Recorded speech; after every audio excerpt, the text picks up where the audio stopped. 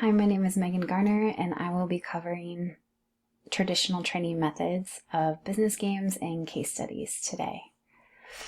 Starting off with business games, what are they? They are a game designed to require trainees to collect information, analyze the information, and then make informed decisions upon the information that they discovered. Business games will commonly simulate work environments that otherwise may be too risky if it could potentially be an injury or be too costly. Some key characteristics of business games include that they often are a contest between teams or between individuals or up against a time frame, like a time limit. Normally they're competitive since they are it is a contest. And that leads to a form of motivation to kind of motivate people to do better or win the competition. For this reason, it is oftentimes good for military or business professionals. Business games are designed to demonstrate an understanding or application of a knowledge, skill, or behavior that is relevant for the workplace. So that's kind of the goal of the business game. Oftentimes they are used to develop management skills that will be useful in the workplace. And during the game, trainees are able to select alternative paths to choose, which include various consequences or various endings. This helps to teach them that there are different possible outcomes when they make different decisions, kind of like a choose your own adventure book.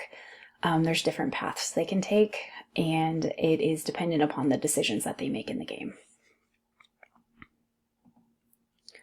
How they work, they are designed with the end goal in mind, which means that the learning or skill that is desired will help to determine how the game is structured.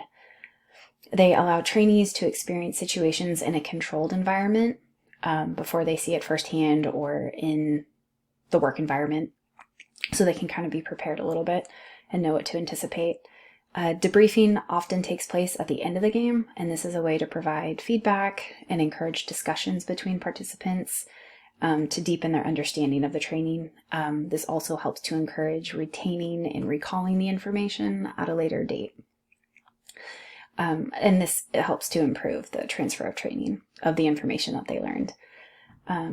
Tools that are needed is the game itself. So this could be a computer-based game, and you might need to have a tablet, computer, phone, or it could be a board game, or it could be a printed out paper activity.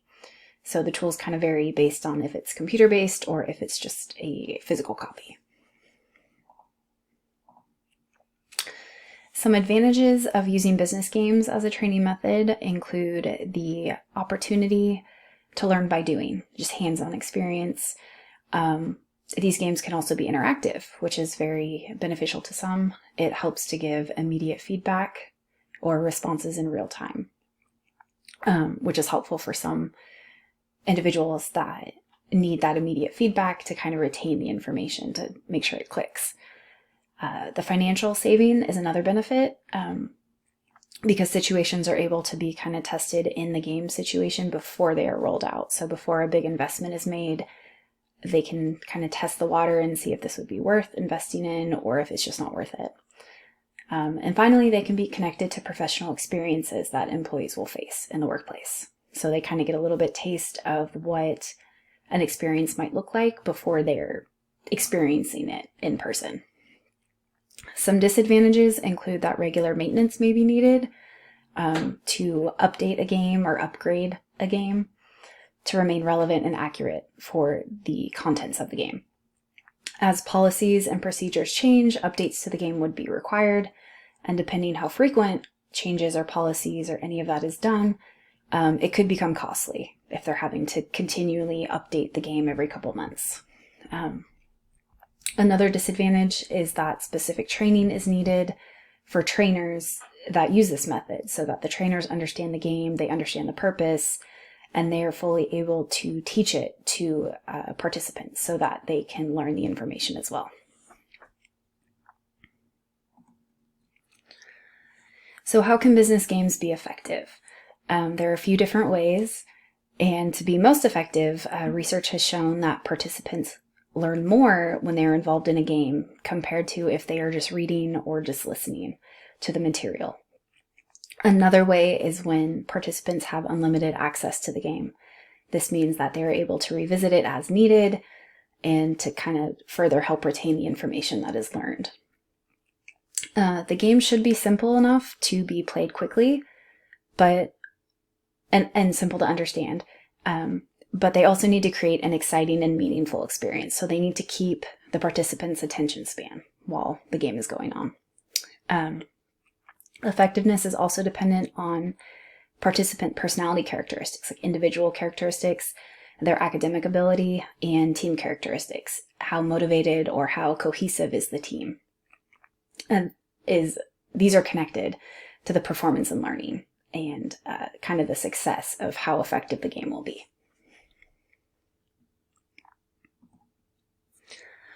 And a real life example of a company using a business game is Domino's Pizza. And this is because they needed a way to train employees quickly and accurately so that they would continue to make pizzas without making mistakes, without having to throw out product. And so they developed the Pizza Maker course. And this is a course that employees could go through, and it allowed them to master the menu and practice building pizzas that were ordered. And employees were able to quickly master the menu better, and they were able to increase the number of accurate pizzas that were made. So it did help employees kind of know what to expect and help them create products more accurately and faster without wasting products. So next we are moving on to the other training delivery method, which is case studies. They have several different definitions, so I did a couple of them. The first one states that a case study involves an up-close, in-depth, and detailed examination of a subject, as well as its related contextual conditions. And the second definition states that case studies can be defined as an intensive study about a person, group of people, or a unit, which is aimed to generalize over several units.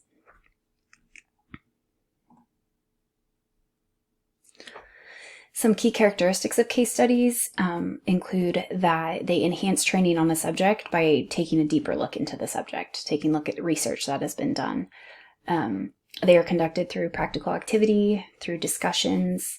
They can be done either individually or in group work, and that can be done to encourage communication and discussions between people.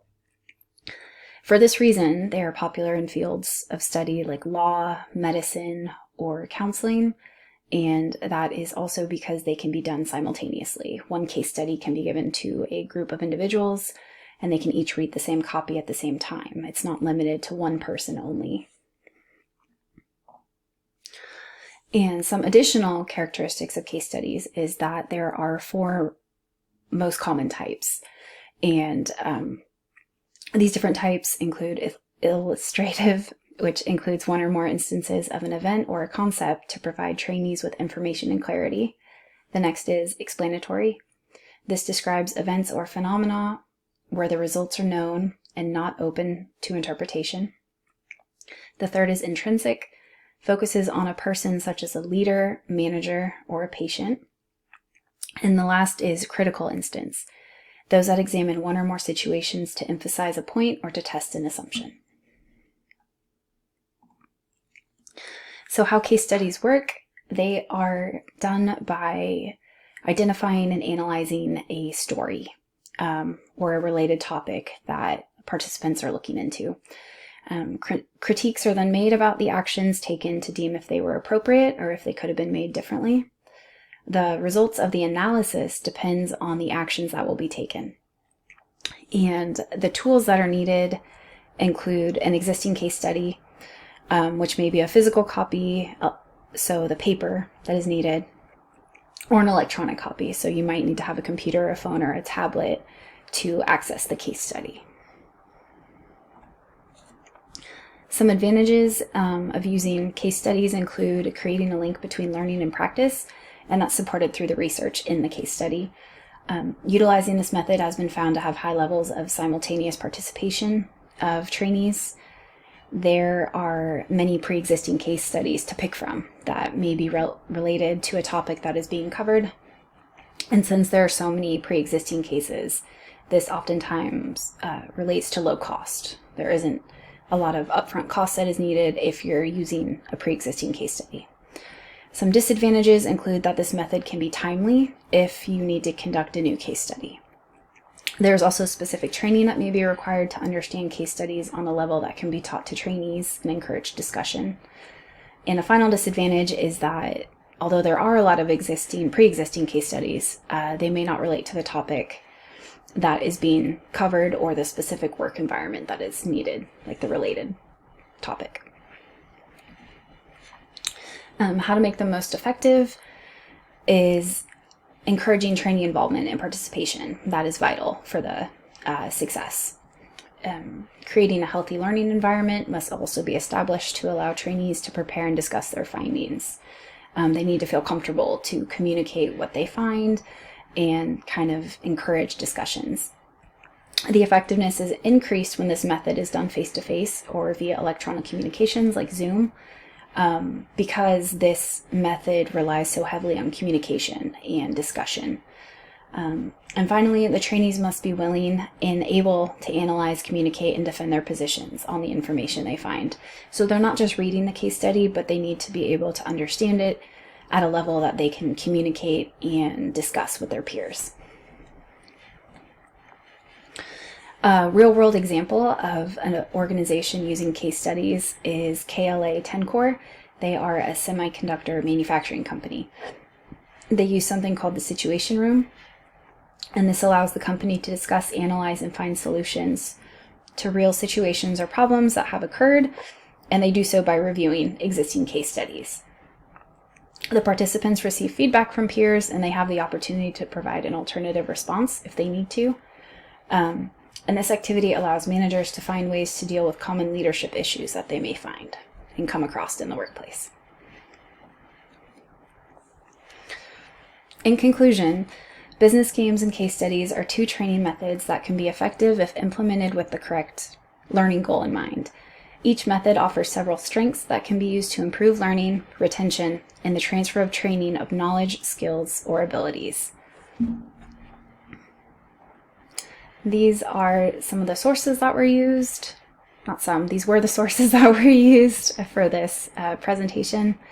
And finally, thank you for taking the time to watch and listen to this presentation.